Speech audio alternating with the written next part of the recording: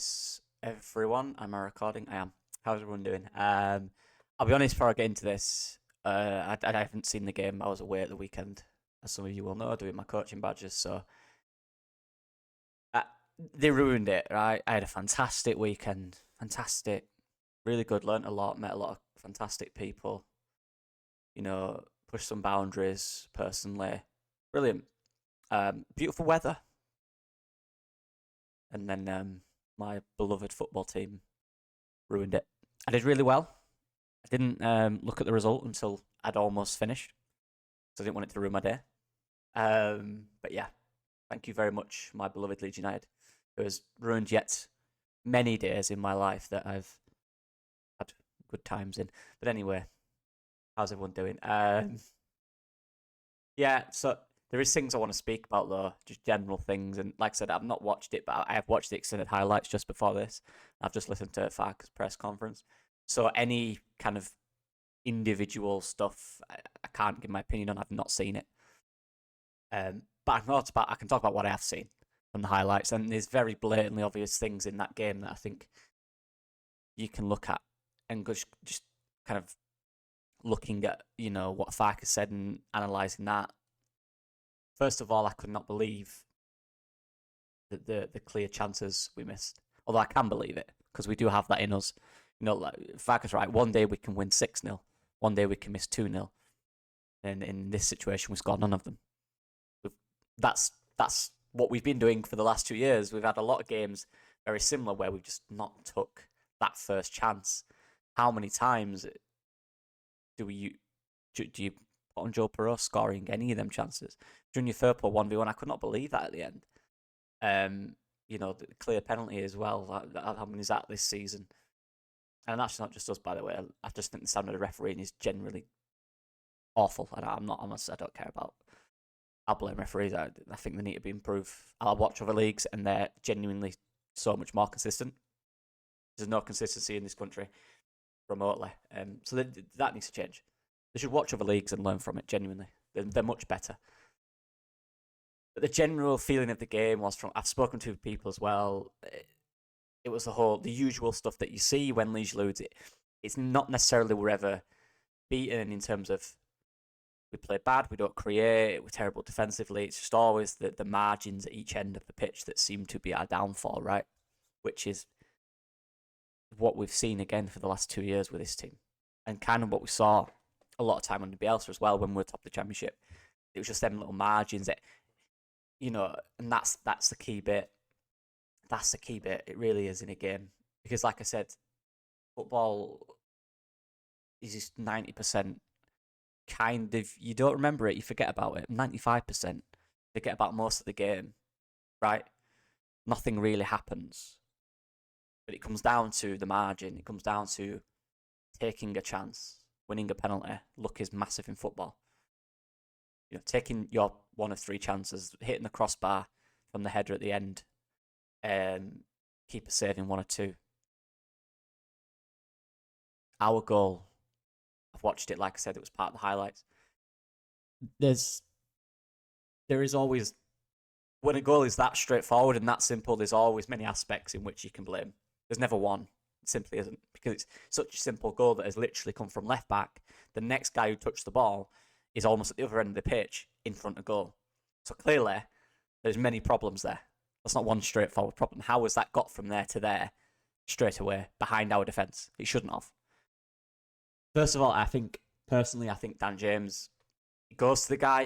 He slows down at the end. I hate it. I absolutely hate when not just the least, and just generally speaking, everyone, loads of people do it when they're pressing and they slow down at the end. That's the final bit. That's the most important part. You've shown them the angle. You've shown them out wide down the corridor.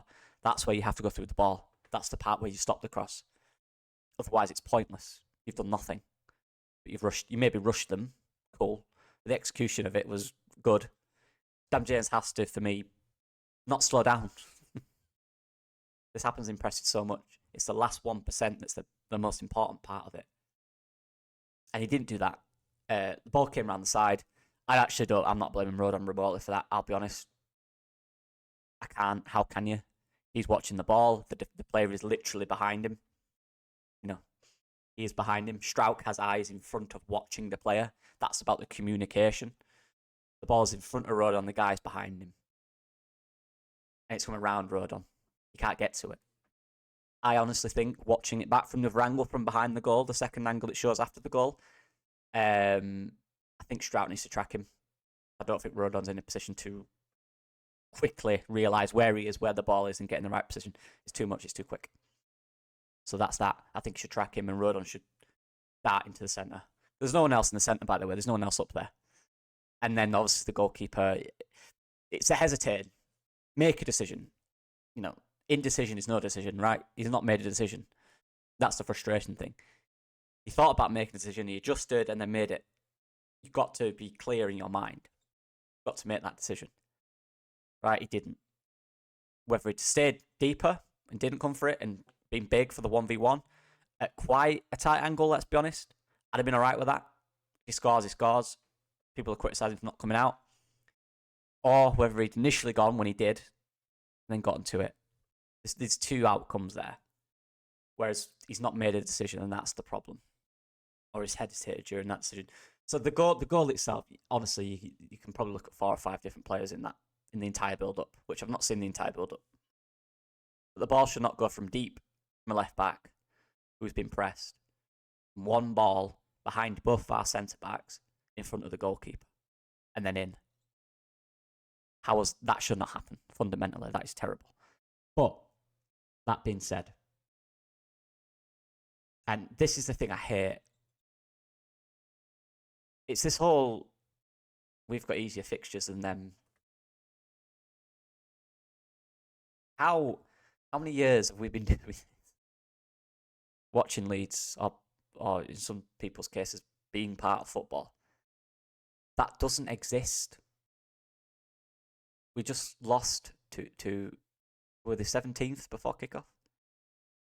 Let's now not use that because we've just lost to 17th, having beaten 2nd and 4th a few weeks ago. Lost to 17th, beaten 2nd and 4th. Let's not do this easy game stuff. That simply shows there that doesn't exist. Look at who we lost to last season. Look who we beat last season. Teams that are in the Premier League. Look who we lost to, the teams that are in League One. Let's not do that. I don't believe in that. I think the mentality of the players and the manager, and it will be, or it should be. I am assuming it will be, the professional athletes, of course. Every game is the same. It's about you. It's about the team. And I mean, team is in the coach, the manager, the coaches, the analyst, everyone that's involved, the nutritionist. It's about making sure you're in the best position to win every game. You don't work less on certain games. You try to even every game out equally. Unless it's like a final or something, when of course that's the main focus. There's not an easier game because you can't have that. That's a terrible mentality to have as a player. It just is. Because those are the teams that'll turn you over.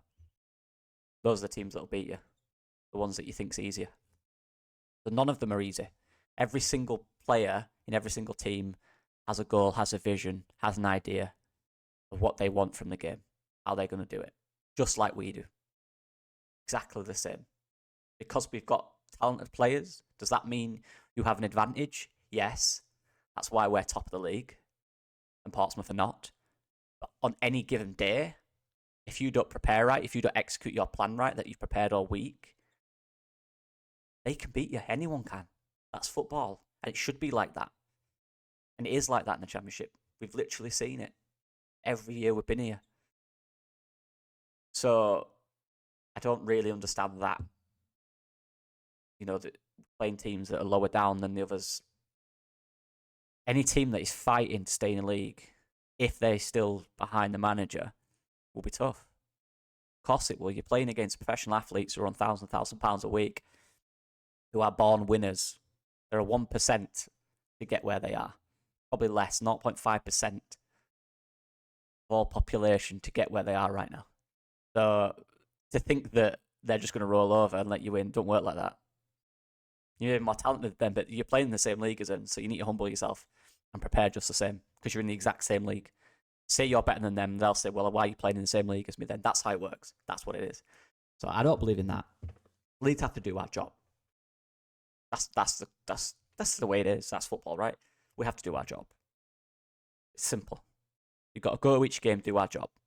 We do our job as well as we can. We execute the plans as well as we can. We'll probably win each game because we have the better players. If we don't, we won't. There's so many aspects of doing your job.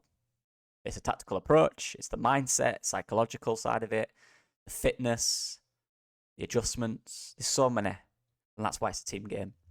The moments of individual creativity, players deciding themselves on the pitch, making decisions. And this is the key bit. This is what I don't think so many people, it annoys me. People think the manager's there on the side to give every single player every instruction every second of the game. That is simply not how it works. The reason you train every day, match preparation, it's literally called match preparation, is to prepare for every scenario during the week that you're going to get in the game. That's the point of match preparation. You prepare to the point where the manager shouldn't have to say anything. No, that doesn't happen. It's football. Never does. So that whole, so that's another thing I don't understand personally. I don't get it. But the players, the manager needs to tell them the manager shouldn't tell them what to do. They should know what they're doing. And they do know what they're doing, because most weeks they do it. And even against Portsmouth, from what I've seen, they create the chances to do it. They have to finish them. They have to communicate better during the goal. That's down to you. That's down to them. We've created the chances. You know, a little tactical thing that I found was watching the highlights was the amount of crosses Portsmouth had, which we didn't close down. 6 or 7, I think, in the highlights package in 10 minutes. It was. We've just let them cross it in. We've not pressured them enough out wide. There's a little tactical thing. That's where the manager and the analyst team have to recognise and go da-da-da. And then the players have to do it. That's a structure. They have to recognise they're not doing that to change it. They won't change it. So we can say what we want. It is what it is. Everyone's just got to pull together and do their jobs. And you go up. It's been enough now, because we're still top of the league. It's been enough all season. It's got us to where we are. Eventually, everyone got together and did their jobs, and we were just churning out win after win after win. Difficult. Last 10 games. Said this all season. Said this all last season. It's the hardest part of any season, because every single game, there's more injuries, there's more niggles. Fitness is becoming a problem when you have less players as well, like we do, which I've said all season as well. Sorry, I keep saying that word. I apologise. Smallest squad in the league, so there's less changes you can make. This is where it's important now, that the entire squad is part of it. And I do agree, we've got 2 very talented players on that bench who can make changes. And I do want to see them more from a personal perspective. And I just think, generally speaking, they can impact games. But they've got to put themselves in the manager's eyes. They've got to do something to stand out. Because again, it's harsh, but that's the way it is. If you're not on that pitch, you've got to do something better than the people on that pitch to even get a look in. And even then, you might have to wait weeks and weeks for that player on the pitch to not perform after week, the trusted player. And then you come in, it's harsh, been part of it, where you think you do enough and you don't play. That's the way it is. Every footballer will go through that in their career. That's just the way it is. Right, complain about it like, here's what it is. Happened to me, it's probably happened to most people that played watching, where you think you should be playing and you're not. There's probably been times where you know someone who talks to you after every game, says, why am I not playing?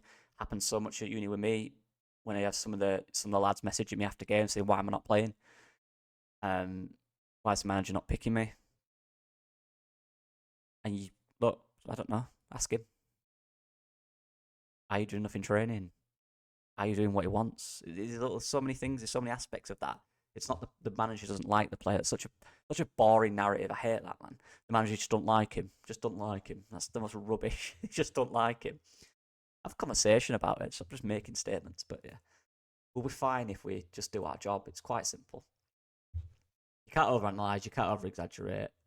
I was very annoyed because they ruined my day. I kind of knew they would, because I can't have a perfect day. Because Leeds always pop up when I've had a good day and ruin it. Good weekend, so screw him. I'll keep supporting him and loving him with every bit of me fibre, and they'll keep breaking my little heart. So it's what it is, isn't it? On to the next game. See you guys in a bit. Thank you for all the support as usual.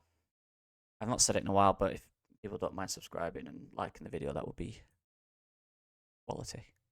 See you guys in a bit. Bye bye.